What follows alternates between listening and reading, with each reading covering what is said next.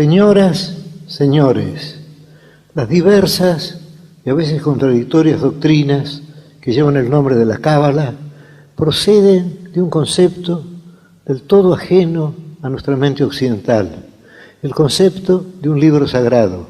Se dirá que tenemos un concepto análogo, el concepto de un libro clásico, pero creo que me será fácil demostrar, con ayuda de Oswald Spengler y su libro Der Untergang des Abendlandes, la declinación del Occidente, que ambos conceptos son distintos.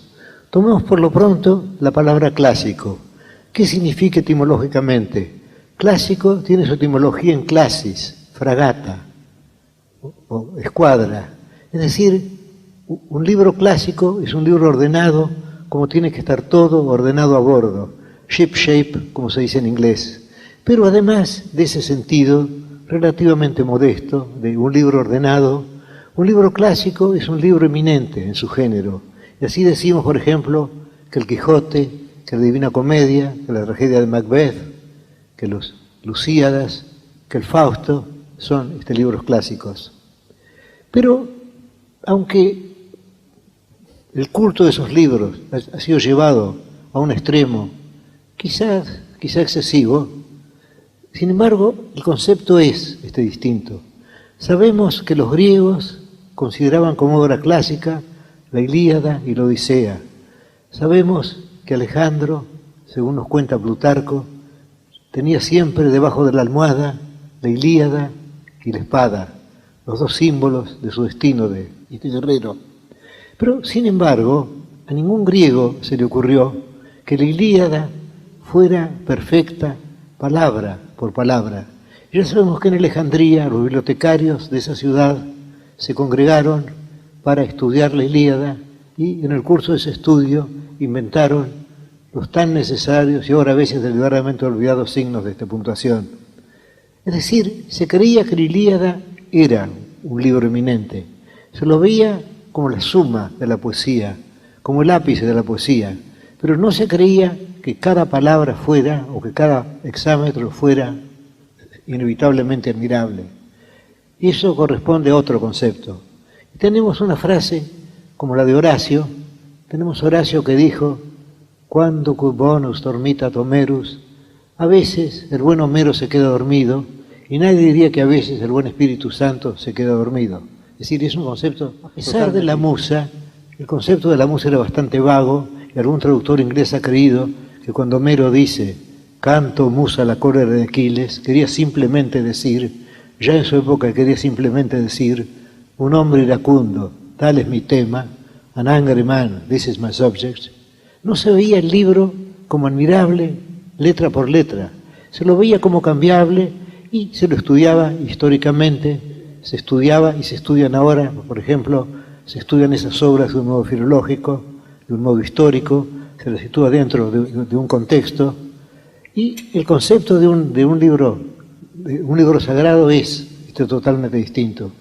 Pero antes de entrar en el estudio del concepto de un libro sagrado, que es necesario para la buena inteligencia de la Cábala, antes de eso, quiero decir que en la antigüedad el concepto de un libro no era el que es ahora entre nosotros. Ahora pensamos que un libro es un instrumento para justificar, para defender, para combatir, para exponer, para historiar una doctrina. En cambio, en la antigüedad no se tenía esa idea. Se pensaba que el libro era un sucedáneo de la palabra oral. Solo se lo veía así.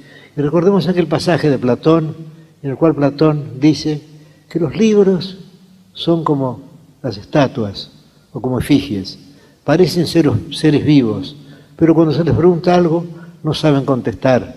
Y para obviar esa dificultad inventó el diálogo platónico, en el cual se explora todas las posibilidades de este tema.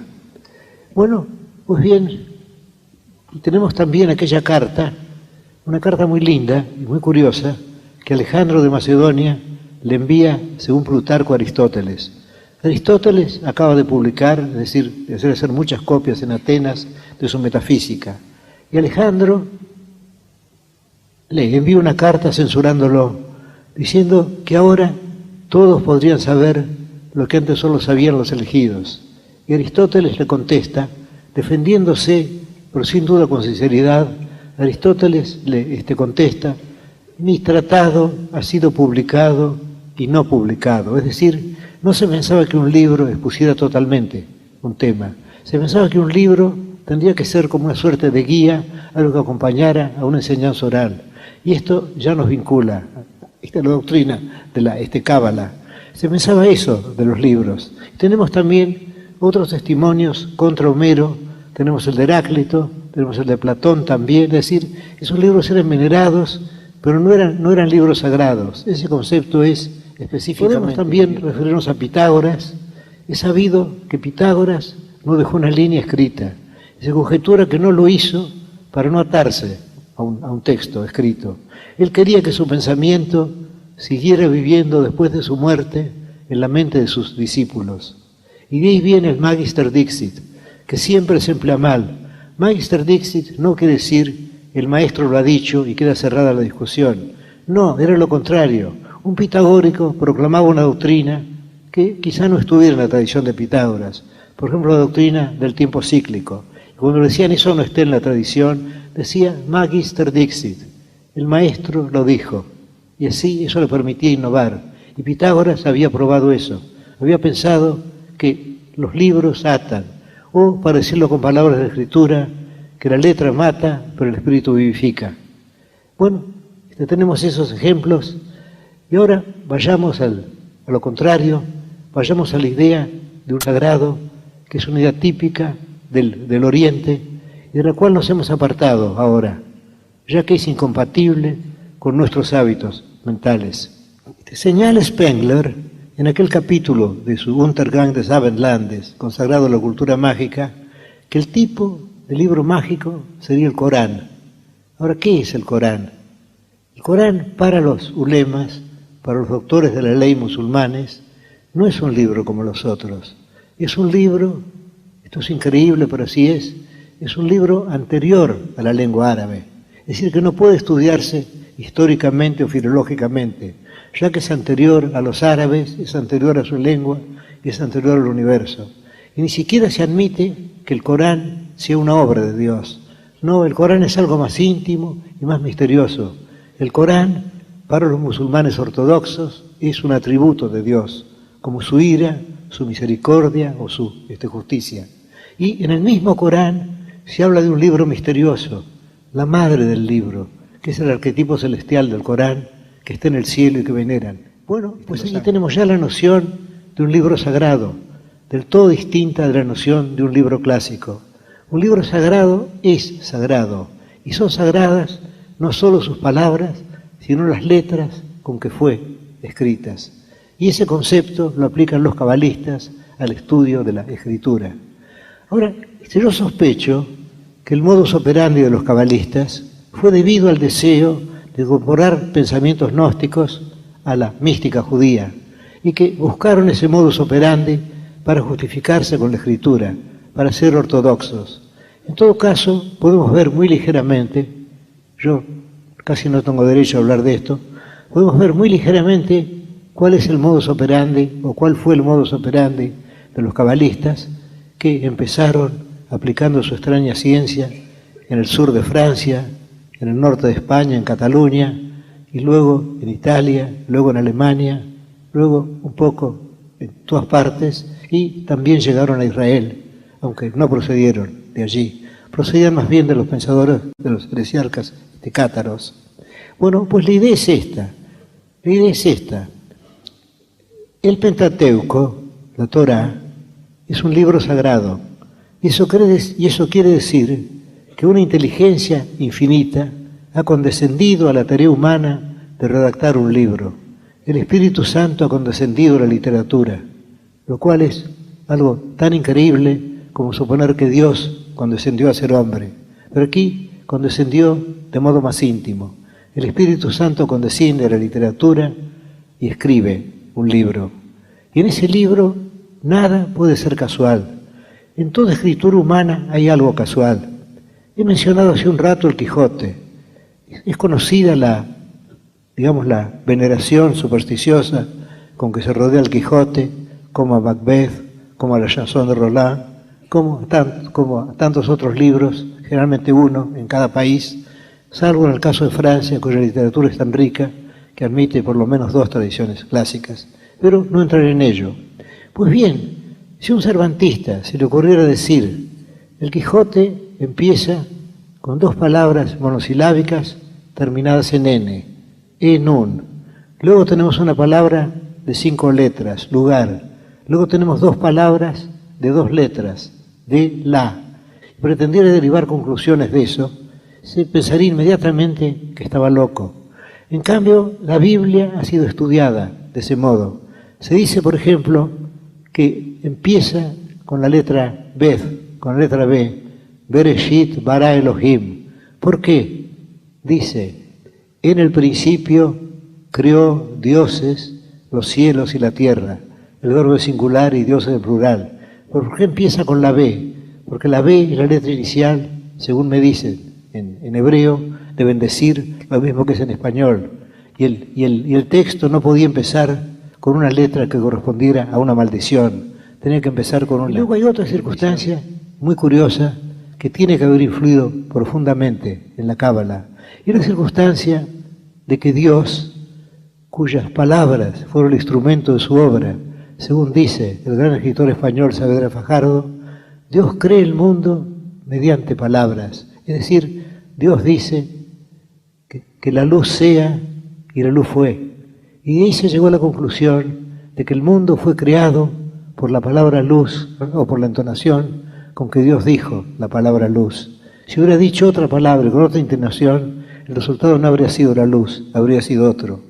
Y ahora llegamos a algo casi tan increíble como todo lo que yo he dicho hasta ahora, algo que tiene que chocar a nuestra mente occidental, que me choca la mía, pero que es mi deber referir. Y es esto: cuando pensamos en las palabras, pensamos históricamente que las palabras fueron en un principio sonido y que luego llegaron a ser letras. En cambio, en la Cábala, la palabra quiere decir recepción, tradición. En la Cábala se supone que las letras son anteriores, es decir, que las letras fueron los instrumentos de Dios, no las palabras significadas por las letras. Es como si se pensara que la escritura, contra toda experiencia, fue anterior a la dicción de las palabras. Entonces, llegamos así a la idea de que, como no hay nada casual en la escritura, todo tiene que ser determinado. Por ejemplo, el número de las letras. Y luego se inventan equivalencias entre las letras. Se la trata así y se inventan diversas leyes para leer la escritura. Por ejemplo, se puede tomar cada letra de la escritura y ver que esa letra es inicial de otra palabra. Entonces leer la otra palabra significada así por cada una de las letras del texto. O si no, pueden formarse 2 alfabetos. Uno, digamos, de A a L y otros de M a Z, o lo que fueran las letras hebreas para eso. Y luego se considera que las letras de arriba equivalen a las de abajo. O luego se puede leer el texto para usar una palabra griega, bustrofedón, es decir, de derecha a izquierda, luego de izquierda a derecha, luego de derecha a izquierda, y luego también pueden ensayarse, puede suponerse que las letras tienen un valor numérico. Y todo esto forma con una criptografía y todo puede ser descifrado y los resultados de esa criptografía son atendibles, ya que tienen que haber sido previstos por la inteligencia de Dios, que es infinita. Y se llega así. Ahora bien, yo sospecho que la doctrina fue anterior al modus operandi. Yo sospecho que ocurre con la Cábala lo que ocurre con la filosofía de Spinoza. Es decir, que el more geométrico, el orden geométrico, fue posterior. Y creo que los cabalistas tienen que haber estado influidos por los gnósticos de Alejandría, por los gnósticos siríacos, y que tienen que haber derivado su sistema del de ellos, y que luego, para que todo ello entroncara con la tradición hebrea, buscaron ese extraño método de descifrar letras. Pues bien, concluimos ahora con el curioso modus operandi de los cabalistas, que sin embargo está basado en una premisa lógica, la idea de que la escritura sagrada es un texto absoluto, y en un texto absoluto nada puede ser obra del azar. Es decir, volvamos al ejemplo del Quijote, si Cervantes hubiera sido el Espíritu Santo, entonces el hecho de empezar con un monosílabo terminado en N, en, y luego pasar a otro terminado en N también, un, y luego lugar, 5 letras, y luego de la, otra vez 4, todo eso no era casual, porque nada puede ser casual en un texto absoluto. Desde luego no hay textos absolutos, en todo caso los textos humanos no lo son. Es sabido que en la prosa se atiende más al sentido de las palabras, en cambio en el verso se atiende más al sonido, prima uno sobre otro, pero en un texto redactado por una inteligencia infinita, en un texto redactado por el Espíritu Santo, ¿por qué suponer algún desfallecimiento? ¿Por qué suponer alguna grieta? Todo tiene que ser fatal. Y de esa fatalidad, los cabalistas, a fuerza de transponer letras, de leer oblicuamente el texto, de leerlo bustrofedón, como he dicho, de derecha a izquierda, de izquierda a derecha y luego derecha a izquierda otra vez, luego de modificar unas letras por otras y luego también de buscar el sentido simbólico de las palabras, con todo esto dedujeron ese sistema que se llama la Cábala. Y ese sistema estaba justificado, porque si la Sagrada Escritura no es una escritura infinita, entonces ¿en qué se diferencia de tantas escrituras humanas? ¿En qué difiere el libro de los jueces o el libro de los reyes de un libro de historia? ¿En qué difiere el cantar de los cantares de un poema? ¿En qué difieren otros libros? No, hay que suponer que todo tiene infinitos sentidos. Y aquí volvemos sobre aquella sentencia de Scoto Orígena que dijo que la Biblia, que la Escritura tenía infinitos sentidos, como el plumaje tornasolado de un pavo real, y aquella otra en que se supone que hay 4 sentidos en la Escritura, que es lo que Dante atribuyó a su obra también. Tenemos pues un texto con infinitos sentidos y tenemos además un sistema que se dedujo de esa lectura, salvo que yo creo que el sistema fue anterior a la lectura. La lectura se inventó después para justificar el sistema, ya que no es natural que la gente haya empezado por criptografías, por escrituras cifradas, y luego hayan llegado al sistema, que es más o menos este. El sistema podría enunciarse así. Tenemos en el principio un ser que puede parecerse al Dios de Spinoza, salvo que el Dios de Spinoza es infinitamente rico, y en cambio el Ein Sof, o lo ilimitado, vendría a ser para nosotros infinitamente pobre. Se trata de un ser primordial, y de ese ser no podemos decir que existe, porque si decimos que existe, entonces también las estrellas existen, también los hombres existen, también las hormigas existen. ¿Cómo pueden ir a participar de esa misma categoría? No, ese ser primordial no existe. Tampoco podemos decir que piensa, porque pensar es un proceso lógico, se pasa de una premisa a una conclusión. Tampoco podemos decir que quiere, porque querer una cosa es sentir que esa cosa nos falta. Tampoco podemos decir que obra, el Ein Sof no obra, porque obrar es proponerse un fin y luego ejecutarlo. Y además, si el Ein Sof es infinito, diversos cabalistas lo comparan con el mar, que es un símbolo del infinito. Si el Ein Sof es infinito, ¿cómo puede querer otra cosa? ¿Y qué otra cosa podría crear sino otro ser infinito que se confundiría con él? Tenemos pues ese ser, el Ein Sof infinito, y luego, ya que es necesario la creación del mundo, ya que desdichadamente es necesaria la creación del mundo, tenemos 10 emanaciones, las Sefirot, que surgen de él, que son irradiadas por él, pero que no son posteriores a algo de muy difícil comprensión, la idea del Ein Sof eterno, que siempre ha tenido esas 10 emanaciones, y esas 10 emanaciones emanan una de otra, y forman 10, y aquí el texto nos dice que corresponden a los dedos de la mano. Pues bien, tenemos una primera emanación que se llama la corona. Esa viene a ser como un rayo de luz que surge del Ein Sof, un rayo de luz que no disminuye al Ein Sof. El Ein Sof no puede ser disminuido, es un ser ilimitado, incapaz de ser disminuido. Pues bien, surge esa primera emanación, de esa primera que se llama la corona, surge otra, de esa otra, decía de completar el número de 10. Y cada emanación es tripartita, cada emanación, cada séfira es una tríada, en la cual pueden distinguirse 3 partes. Una, aquella por la cual se comunica con el ser superior. Otra, que es la central, lo esencial, y otra con la cual se comunica con la emanación inferior. Y así llegamos a 10 sefirot, y las 10 constituyen un hombre que se llama el Adán Kadmon, el hombre arquetipo. Y ese hombre está en el cielo, y nosotros somos reflejos de ese hombre celestial. Y de ese hombre, de esas primeras 10 emanaciones, emana un mundo, emana otro, y así hasta 4 mundos. El tercero es nuestro mundo material, y el cuarto es el mundo infernal. Y todos ellos están incluidos en el Adán Kadmon, que es el arquetipo del hombre, en el cual están, el hombre es un microcosmo, todas las cosas. Bueno, aquí tenemos el sistema, más o menos. Pero ese sistema no es, yo creo, una pieza de museo de la historia de la filosofía.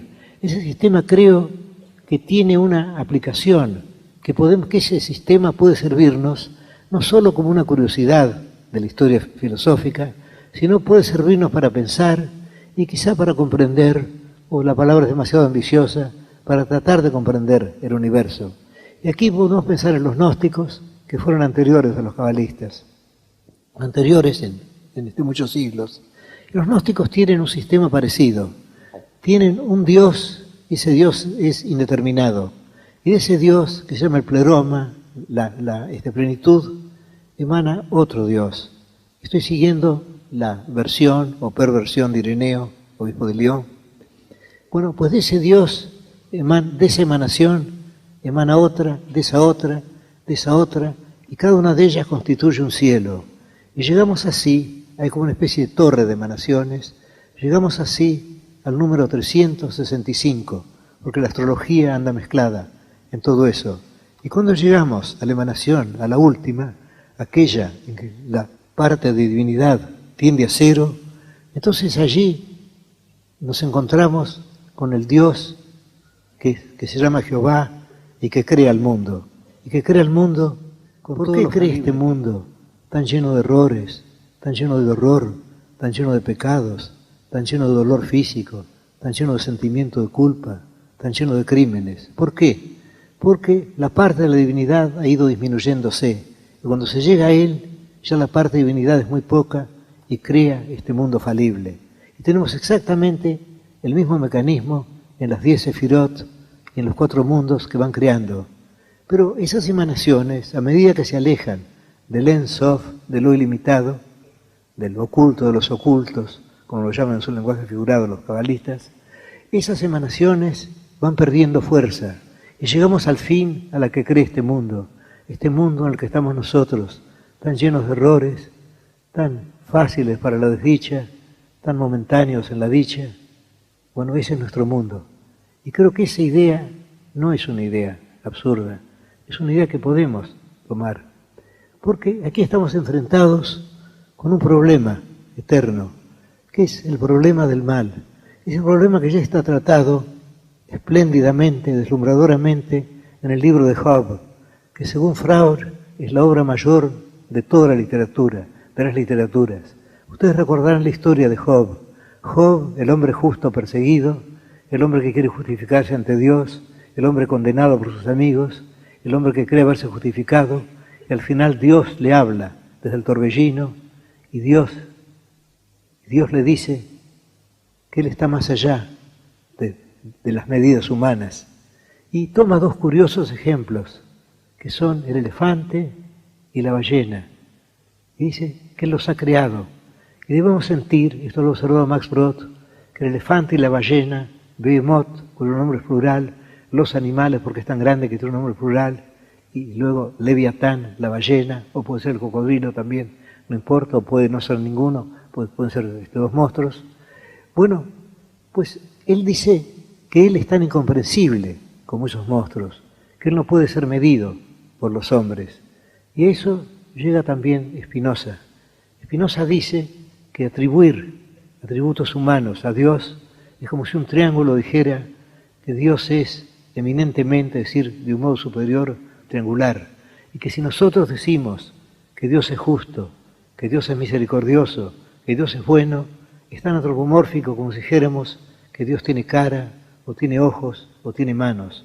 Tenemos pues una divinidad superior y tenemos otras emanaciones inferiores. Emanaciones parece la palabra más inofensiva para que Dios no tenga la culpa, para que la culpa sea, como dijo Schopenhauer, no del rey, sino de los ministros.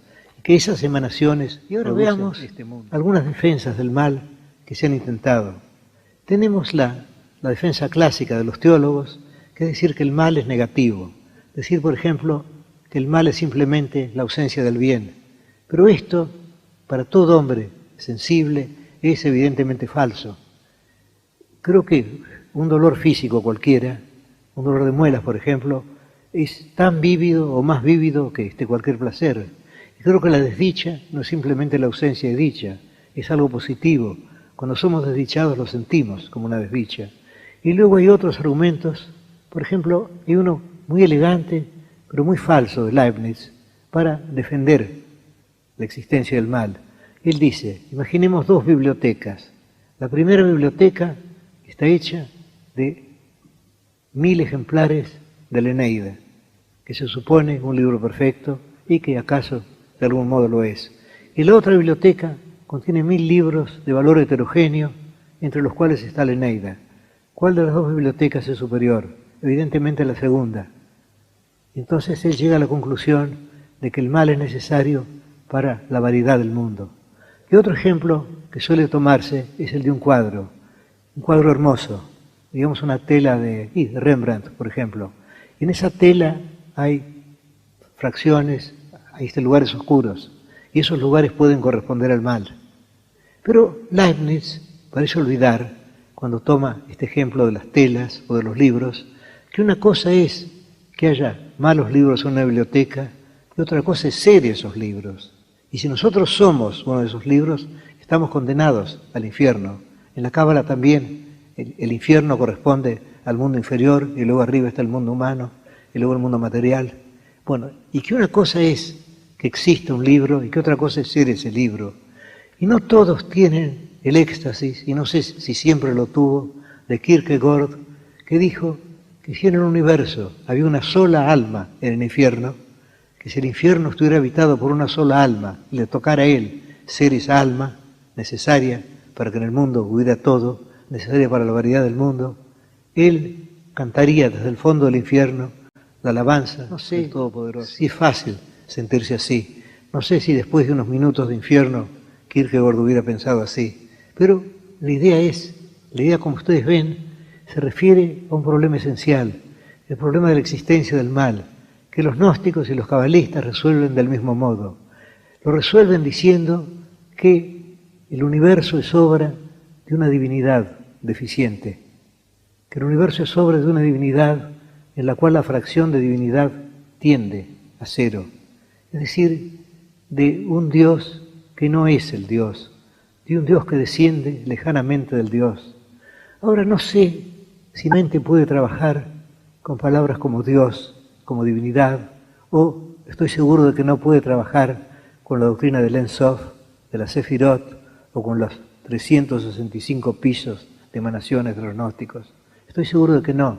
Pero sin embargo podemos aceptar esta idea, podemos aceptar la idea de una divinidad deficiente, de una divinidad que tiene que hacer este mundo con material adverso. Y así llegaríamos a lo de Bernard Shaw, que dijo, God is in the making, Dios está haciéndose.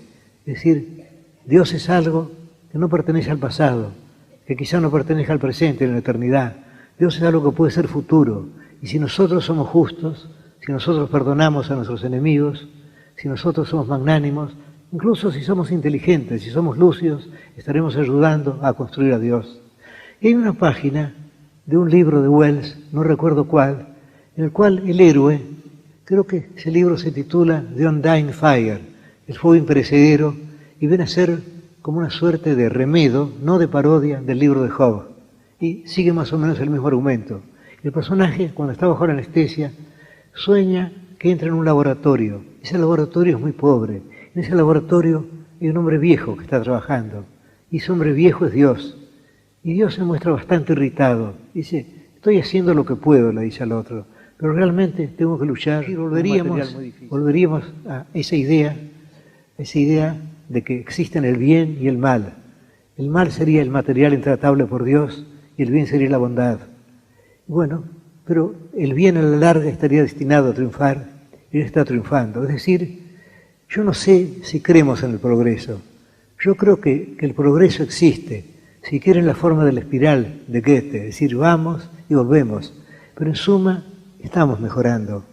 Se dirá que cómo podemos hablar de eso en esta época de tantas crueldades. Sin embargo, en esta época de tantas crueldades se toman enemigos y se los envía, bueno, posiblemente a campos de concentración o a la cárcel, pero se toman enemigos. En cambio, tiempo de Alejandro de Macedonia, lo natural parecía que un ejército victorioso y que matara a todos los vencidos y que una ciudad vencida fuera arrasada. Es decir, de algún modo estamos mejorando y quizá intelectualmente estemos mejorando también. Y una prueba de ello sería este hecho tan humilde, tan mínimo, de que a nosotros nos interesa lo que pensaron los gnósticos, nos interesa lo que pensaron los cabalistas. Tenemos una inteligencia abierta y estamos listos a estudiar no solo la inteligencia de otros, sino la estupidez de otros, las supersticiones de otros. Es decir, que de algún modo estamos adelantando. Y todo esto nos llevaría a esta conclusión, a la conclusión de que la cábala tan extravagante es no solo una pieza de museo, sino también puede ser una suerte de metáfora del pensamiento.